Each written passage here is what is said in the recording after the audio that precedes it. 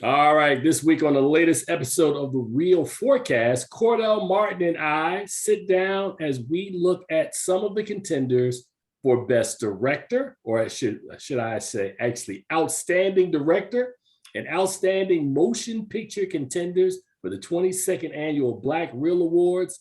We'll have all that and more on our latest episode of Real Forecast. All righty.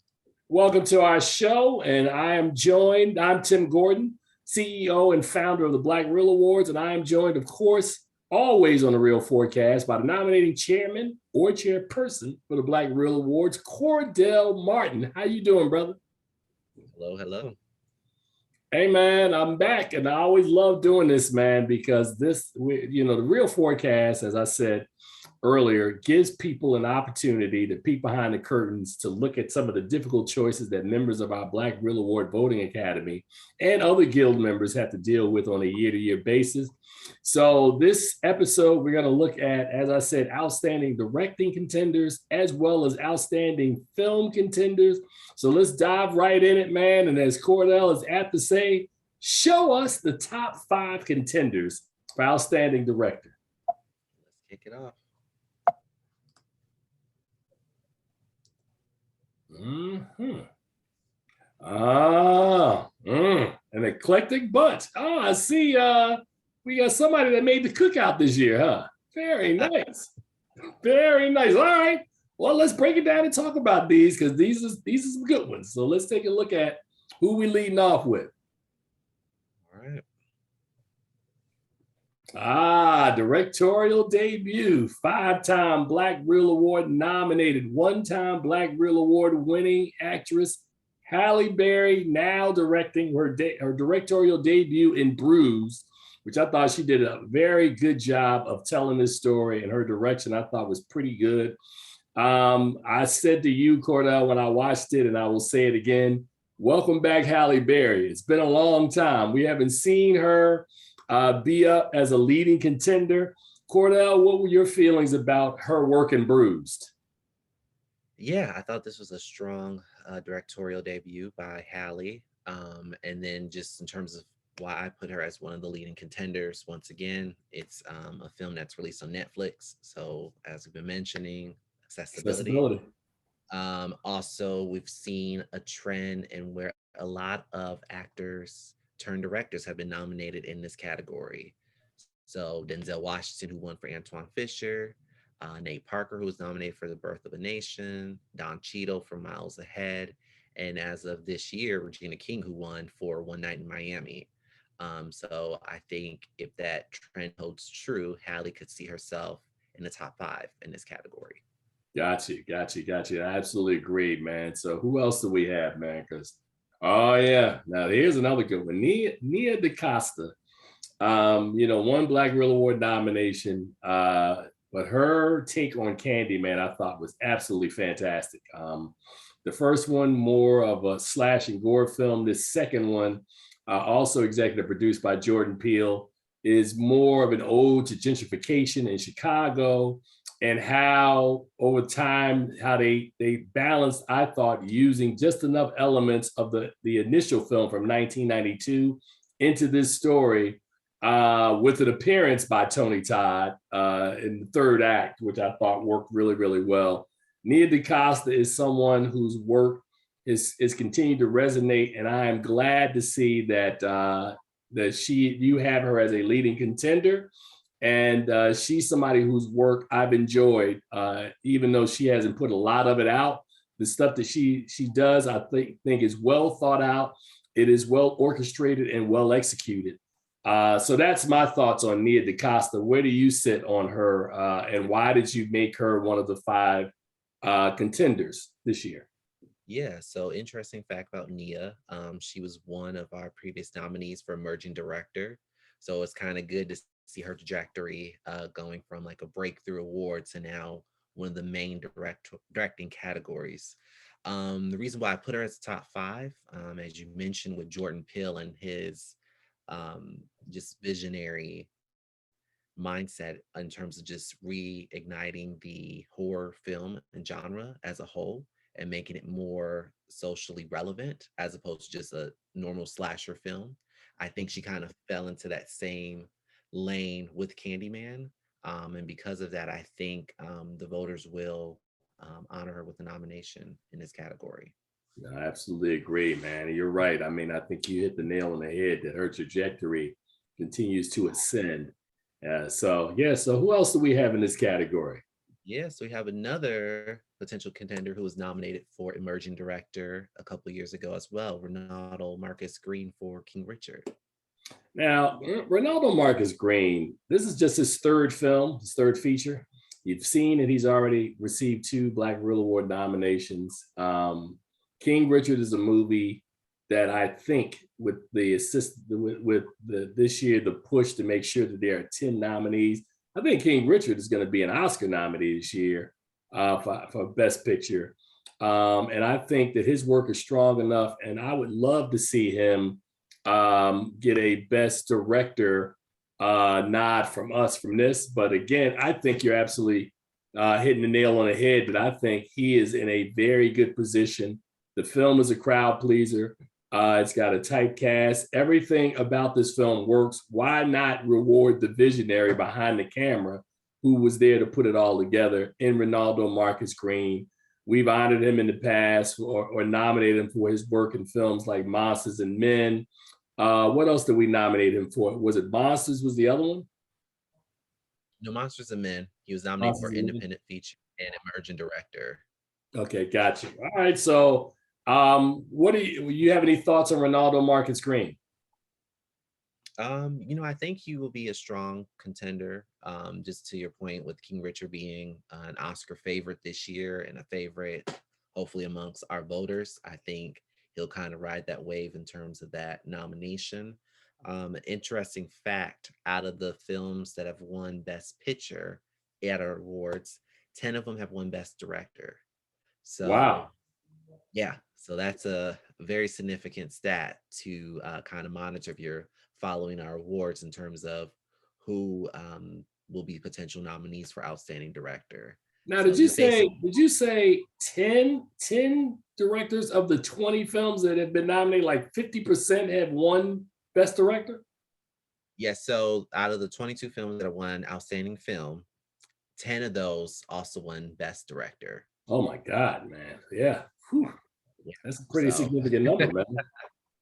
exactly. So I think he has a very strong chance of not only being nominated, but being competitive for the win. All right. And I think the next slide is going to be interesting. Oh yeah, that's a lot. No, okay. So okay, I see you see what you're doing there, man. Going back and forth. Rebecca Hall, this is really interesting, man. And I will just say this: that Passing is a film that I think is a wonderful character study that is more or less made for the other community that's not Black folks. Black folks can tell the difference more or less between who's passing and who's not. I interviewed Rebecca Hall several weeks ago, along with both Tessa Thompson, Ruth Negga, and Andre Holland, and that is one of the most read pieces or read interviews that we've had. And it has generated so much discussion. I think Rebecca Hall stands a really good shot of being a nominee. I don't know how strong her chances are when you take in the fact that, as we said, King Richard is another film that's still coming up next.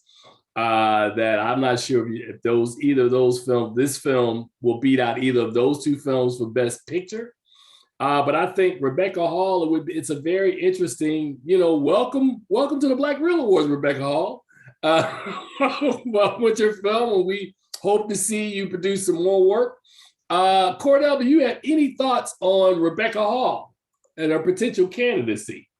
Yeah, I think she has a strong chance to be nominated. Of course, the Netflix film, to your point, it's one of those films that's just highly talked about just based on the subject matter. And then also one trend that we've noticed in this directors category in particular is the rise of female directors being nominated. So I think in the last 2 or 3 years, majority of the nominees have been have been films directed by women. And so, as you can see, 3 out of the 5 contenders are women. So just following that trend, We could definitely see Rebecca, Halle, and Nia joining that group of women in that elite class. Gotcha. I thought it was pretty beautifully shot film with the classic black and white um, filtered use.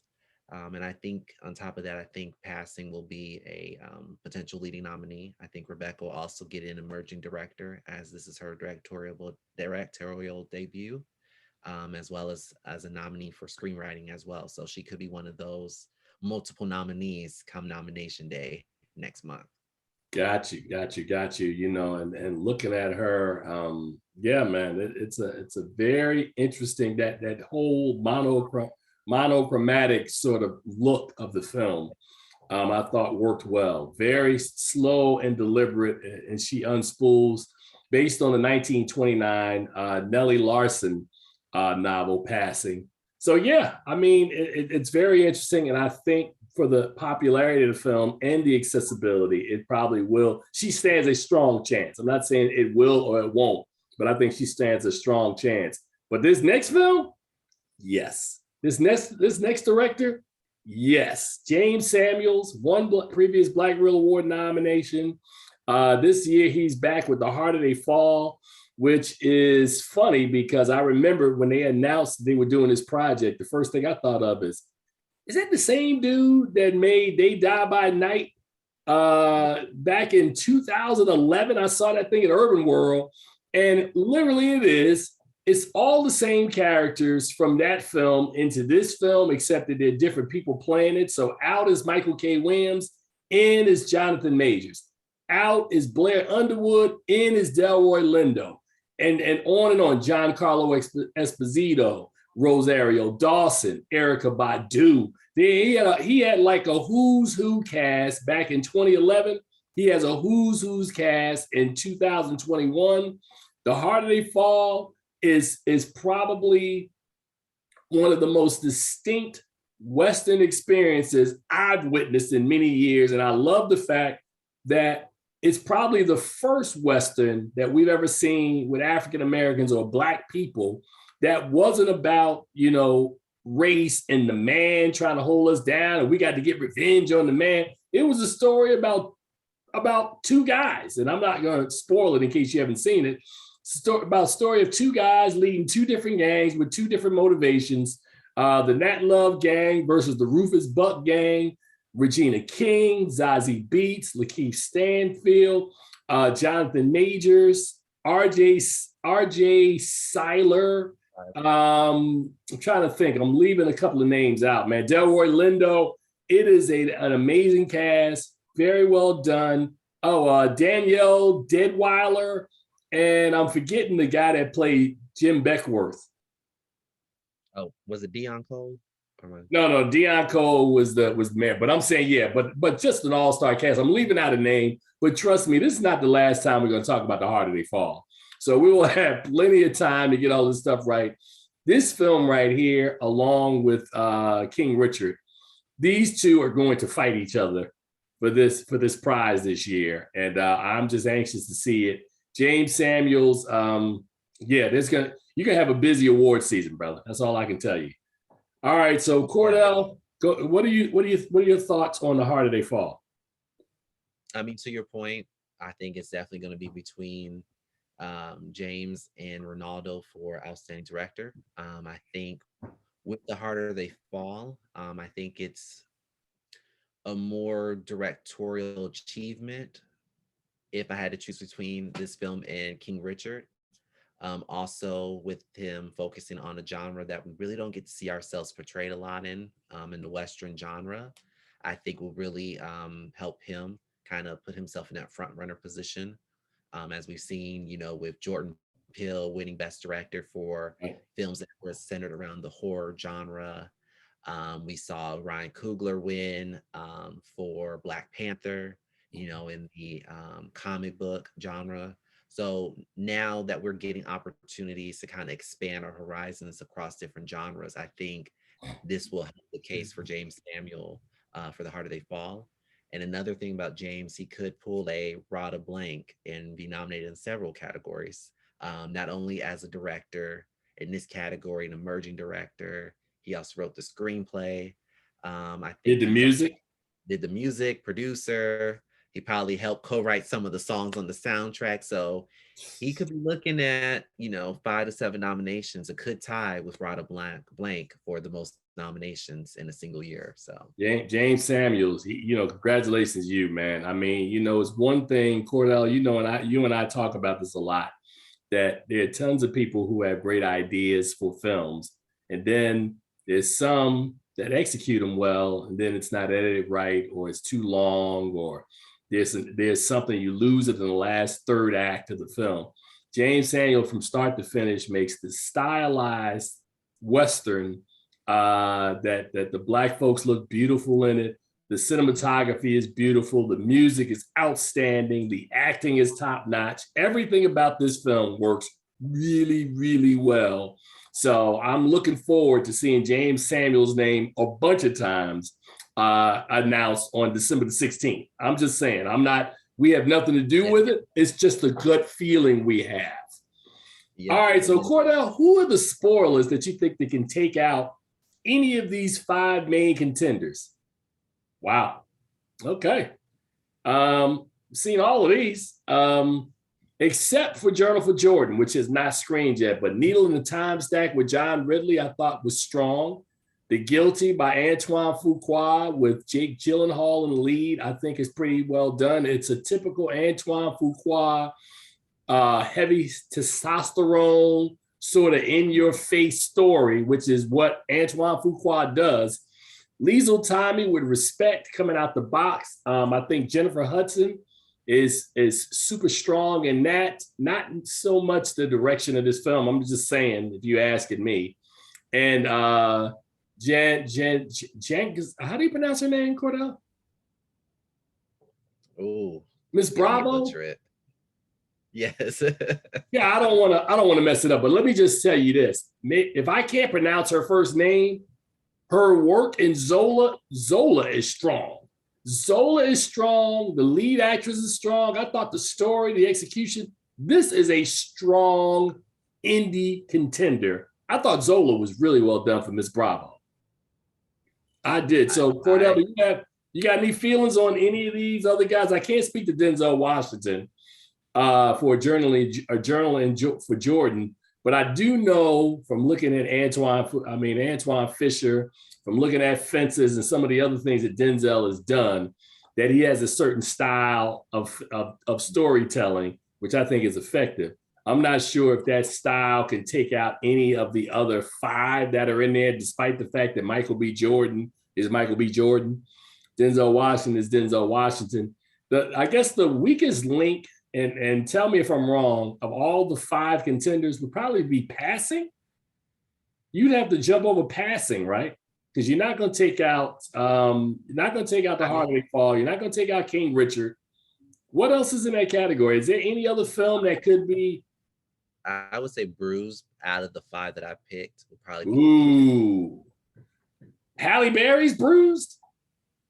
Possibly. You got to remember, our voting academy is a very diverse voting academy. And Passing kind of fits that traditional filmmaking style.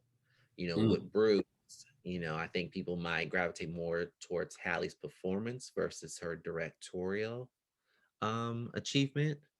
And then also, you look at some of these contenders, the director for Zola, I think her direction is a very brave lane that she kind of did with the film, which if more voters do see the film, I think she could be in the top 5. I put her as a spoiler just because of the accessibility, and I'm not sure how many people got the chance to watch Zola, but I could see that film knocking out a Passing or Bruise, just because of how innovative she was with her choices with the film. Denzel, I put down because he's Denzel, like never bet against someone who's been nominated for with us for 21 times. Antoine Fuqua, like Denzel's a former winner in this category. John Ridley is a favorite amongst our voters. And then also his film is more like a sci-fi film. So if people wanted a departure in terms of storytelling, they could gravitate towards him. And Lizel Tommy, with respect, although the direction might not have been the strongest, if the film resonates with voters, she could sneak in. You know, oftentimes those biopics do tend to, slot in a director nomination, so she could sneak in. But I don't see it. Out of the five, I think Bravo for Zola could be a potential spoiler. Oh yeah, that film was really good, man. I was surprised that what she got out of Taylor Page in that film in the lead. All right, man. So did we put any additional folks down, or we just rocking with these 10 right here? Yes, so these are the 10 right here. All righty. So any closing notes on the director's race? Because I agree with you that I think that Miss Bravo for Zola, I sort of liked the whole sci-fi futuristic element in Needle in the Time Stack. So that's just me. I mean, but to your point, looking at the main contenders, that main contenders list is gonna be hard, man, to unseat them, but there's always a surprise or a curveball in all these categories. So we'll see. So that's what I had, man. So you ready to move on to start looking now at our outstanding picture nominees?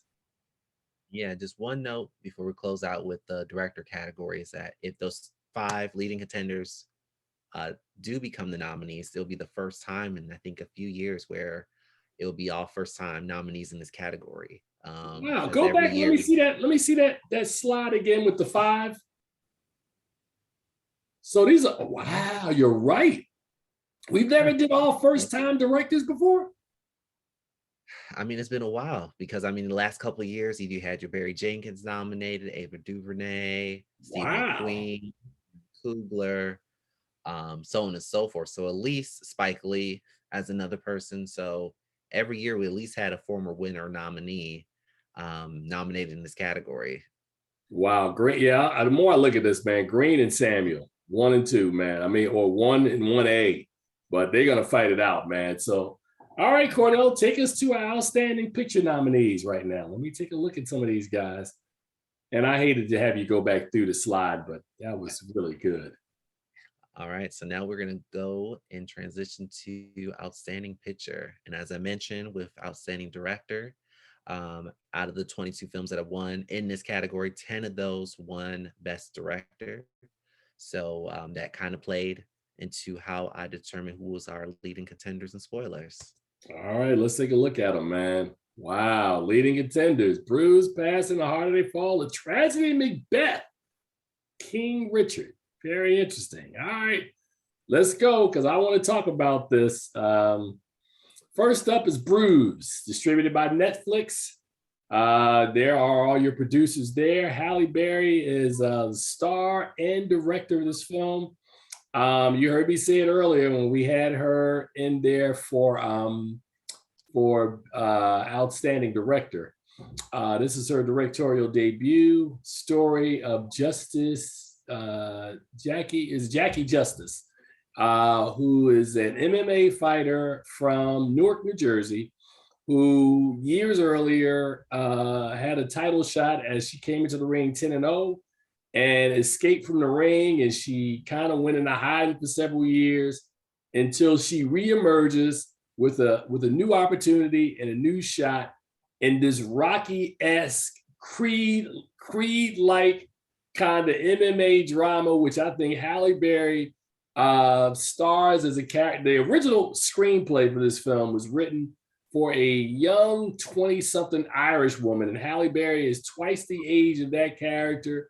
Loved the story, immersed herself, got herself into physical shape, and I think that the execution of this film, she did an amazing, really, really good job. And I can clearly see this as a story that can crack the top 5. Cordell, what are you thinking? I agree. With its distributor, Netflix. Netflix has been a leading player in this category the last couple of years. I believe they took home their first award back in 2020 for Dolomite Is My Name. So definitely Netflix has always just been a strong contender in this category. And then to your point with Bruce, we've seen a lot of those sports themed films, whether it's The Hurricane, Creed, Ali, kind of get nominated for this category. So I could definitely see that holding true for Bruised this year. Got it. All right. So okay. So who's up next, man, in this category? Oh God. King Richard, man. Don't have to say a lot about this film. Will Smith gives an outstanding actor levels of performance. It's got multiple nominees in here, including Aunjanue Ellis, including young Demi Singleton, young Sanaa Sidney, who are going to be looked on this film. We've talked about the soundtrack for this film. King Richard is a super strong contender. Not a lot needs to be said here. Will is the producer of the film, so if he gets a Best Picture nomination, he gets nominated. He picks up a nomination for that as well. Cordell, is there any circumstance that exists that King Richard's name won't be called for Outstanding Picture on December the 16th? Any circumstance? None at all. This is definitely like, is there any act of God that Yeah, well, we will find out, but I'm being facetious. I don't see it. Yeah, I mean, I think this is, as we've been mentioning, one of the leading contenders across several categories. It's the feel-good film out of the five leading contenders. Warner Brothers is also a huge player in this category. I believe they've had 8 nominations with 3 wins, including the reigning champ in this category, Judas and the Black Messiah. I know, right? And wow. For Will Smith, you know, he's waiting for that elusive Black Reel Award win. He's been nominated 8 times now as both a producer and actor. So this could be the year where he could win as both a producer and actor. Well, let's see who his other contender category competition might be. And then there's this film, The Harder They Fall. You know, you look at all the producers there. It's from Netflix. We've talked about this thing extensively. The fact that we have a perennial Black Reel Award winner who is gracing the front of it right here tells you all you need to know. Serious film, very well executed, very well done. And it's going to make the Best Picture race really, really compelling to watch this year. Because again, you've got King Richard and The Harder They Fall. And what else is in this category? Do you have, because again, I'm not going to spend a lot of time because we're going to talk about these films ad nauseum over the next couple of months. Cordell is there. I mean, I would ask the same question and get the same ridiculous answer. The Harder They Fall is going to be nominated for Outstanding Picture this year. It's not a surprise. We didn't rig the vote. We haven't had a vote to rig, but it's just that good as a film. And I will leave it at there. I will leave it there for Cordell. Cordell, what are you thinking about The Harder They Fall as a potential nominee? Yeah, I echo your sentiment on just this film in general. But once again, as I mentioned, just, you know, our community and voters are looking for, you know, an expansive range of films. And as I mentioned, with Us, with Get Out, with Soul, that was the second animated film nominated last year.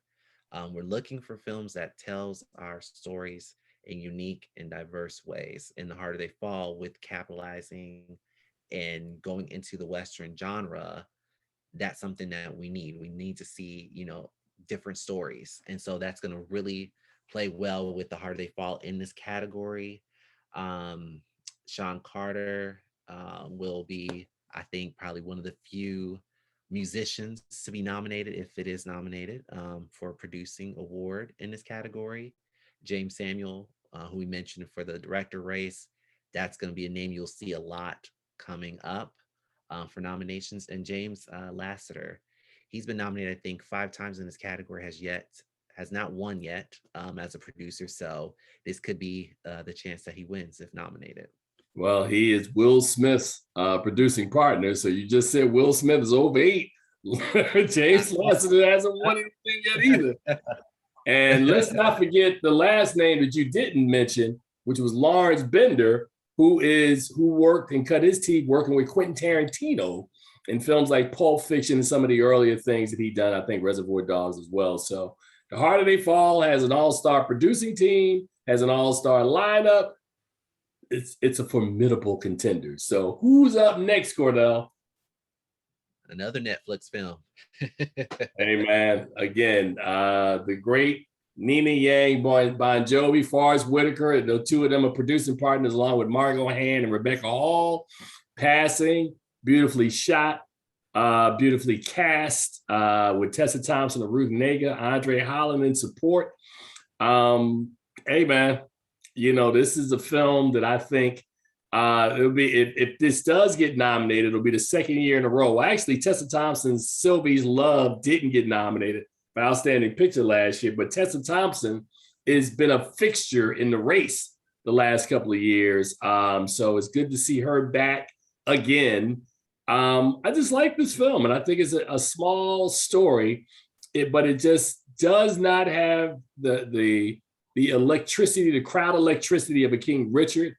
It is stylized, but it's not a Western. It's not action. It's a slow developing character study. Do I think it has a good shot at an Outstanding Picture nomination? Yes. Do I think it has an outstanding shot to unseat the two favorites? No, but your consolation is a nomination, and welcome to the party. And come on out and be a part of the festivities this season. Cordell, what are you thinking, man? Yeah, I definitely think it's a strong contender, as we mentioned, for a possible nomination. It's great just to see female-driven films getting their just due. We've had a few that have won in the past, like Precious and The Help. So that could fall into that same vein in terms of voters gravitating towards it for a win. And then also you have, your Black Real Award favorite, like Forrest Whitaker, who has won as an actor and has been nominated for producing films like Fruitvale Station. Right. So people might see that name and check that off too. And plus it's on Netflix. So you can't count on Netflix, who, if this holds true, will have 3 films nominated potentially for Outstanding Film, which is very how about that, man? How about that? Netflix has really stepped it up over the last 6 or 7 years, man, as we're looking at the history of this race for Outstanding Picture. But Nina Yang, Bon Jovi also was a producer along with Forrest Whitaker on Fruitvale Station. So yeah, that's a powerful team, man. So okay, so we're 3 down. Who's up next, Cordell? Yeesh. All right, so let's talk about the inclusion of The Tragedy of Macbeth. Is The Tragedy of Macbeth in this category for Denzel Washington? Because behind the scenes, man, it doesn't meet the criteria on the producer side on why this would be a potential nominee, but you're looking at Denzel Washington's involvement for okay. And that happened with Ray several years ago as well, because people, I'm bringing that point up because people are going to ask, well, how does The Tragedy of Macbeth get in there? Well, The Tragedy of Macbeth is told through a POV of a Black person, African-American, or person of African descent. So that is kind of that area that we've been consistent from day one. Joel Cohen, Frances McDormand, or Robert Kraft. If I think Joel Cohen is director now, he is not eligible for a top director prize, but this film with Denzel Washington in the lead is. So yes, so at home, if you're trying to figure that out, I just put it out there on why The Tragedy of Macbeth is in here. Now, Cordell, I, to this day, have still not seen this film. They had a screening of it about a week ago, and I was like, I'll wait. You'll send it to me before the vote is coming, but I have not received it yet. I've heard not necessarily mixed reviews, but Denzel Washington, along with Forrest Whitaker, who we've talked about during this show, had been the impediments for Will Smith on the reason why he's 0 for 8. Will Smith put out Ali and lost Denzel for Training Day. He put out The Pursuit of Happiness and lost to Forrest Whitaker for The Last King of Scotland. Then he put out Concussion And I think who took him out that year? Was that the year of Flight, or was there something that happened? Jordan for Creed. Creed. Okay, so he keeps losing to the hot guy. He may have the hot film this year and can turn around and do the Denzel Washington, what Denzel did to him 20 years earlier. So that's a fascinating storyline as we talk about the tragedy of Macbeth. Cordell, what are your feelings about this film's chances of being a nominee this year? Well, I mean, as you mentioned, Denzel Washington.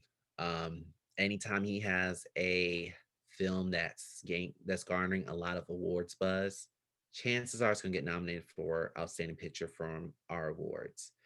You look at Antoine Fisher, Fences, Flight, Remember the Titans, The Hurricane, Training Day, Out of Time, so on and so forth. The Book of Eli. I can go on and on. Anything this man touched is black, real awards gold. Absolutely. I like how you put it. I thought you were going to go black gold, but black real award gold. That was pretty good. That's pretty good. But yeah, all right. So, and what is our last major contender? So those are the five. So that was the five. So it's Tragedy Macbeth, Passing, The Harder They Fall, King Richard, and who do we? Bruised. And Bruce. Wow. Okay. Woo. Yeah, man. Yeah, this is gonna be interesting to watch. I can't wait to announce these nominations because I'm thinking about some of the potential storylines. We already talked about, in another show, the potential husband and wife squaring off against each other. You got Will Smith with a movie in this category, Denzel Washington with a movie in this category, and Forrest Whitaker producing a movie in this category. So it makes for some stunning some storylines. So who are the spoilers in the Outstanding Picture race? Yeah, and there's one on here that is a spoiler for real. I mean, I'm not talking about Respect or Candyman, but I'm talking about Swan Song. Swan Song with Mahershala Ali. I have not watched it. I'm about to today. I've heard amazing things. Mahershala Ali, to me, we've been talking for years, Cordell, about who's going to take that mantle up and represent Denzel Washington-like success moving forward. Mahershala Ali already has 2 Oscars. And how many wins does he have from us already? On the film side, just 1 for Moonlight. And then on television, I believe he has, I know at least 1. He won for Luke Cage and has been nominated a few times. Hey, man. So Mahershala Ali as an actor is really, really good. He's really, really good. I know we say that about a lot of people, including Yahya Abdul-Mateen, who is looked at here or starring in Candyman. And of course, you got Michael B. Jordan.